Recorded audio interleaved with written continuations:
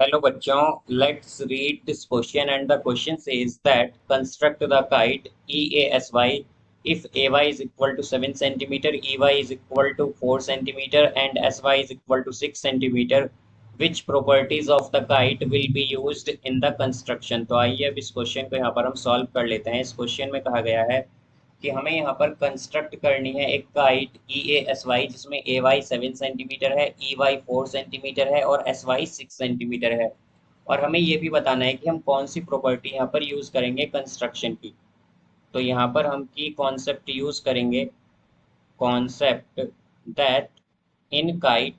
तो काइट में क्या होता है, इन काइट टू डिसजॉइंट, जो दो डिसजॉइंट पेयर्स होते हैं, disjoint pairs of consecutive side, consecutive side के जो दो पेयर होते हैं हमारे पास वो इक्वल होते हैं।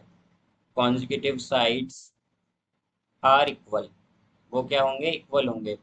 इसका बेसिकली मीनिंग ये है कि अगर हम यहाँ पर एक काइट यहाँ पर लें इस तरह से, तो अगर हमारे पास ये एक काइट है तो इसमें हमारे पास जो ये दो साइड हैं ये इक्वल होंगी और ये दो साइड इक्वल होंगी। तो यहाँ से अब अगर हम इसी तरह देखें तो हमारे पास क्या होगा, सबसे पहले हम यहाँ पर एक लाइन सेगमेंट ड्रॉ करेंगे ए वाई जिसकी लेंथ है यहाँ पर 7 सेंटीमीटर, 7 सेंटीमीटर। तो फर्स्ट स्टेप क्या है, draw a line A Y of 7 centimetre, 7 centimetre की। अब नेक्स्ट स्टेप में हम यहाँ पर step number 2, taking taking Y as centre, A and Y as centre, यहाँ पर हम ए और वाई को सेंटर लेकर कट करेंगे एक आर्क ऑफ 5 सेंटीमीटर।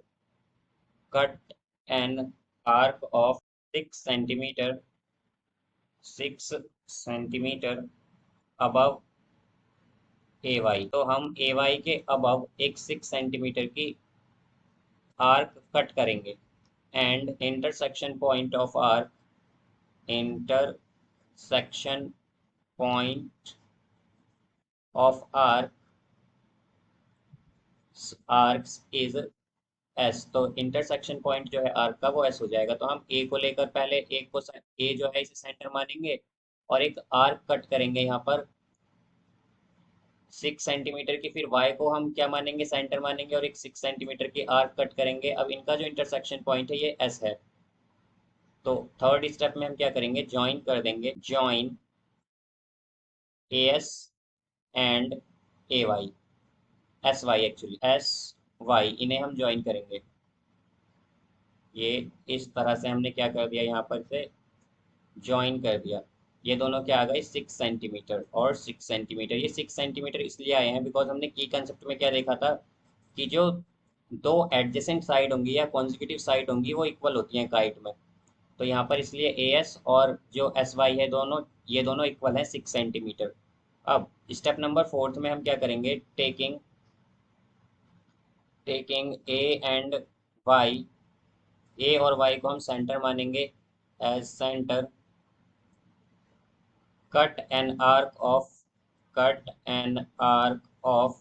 अब यहाँ पर हम एक आर्क लेंगे 4 सेंटीमीटर की, of 4 centimetre below, below A Y and intersection point, intersection point of arcs.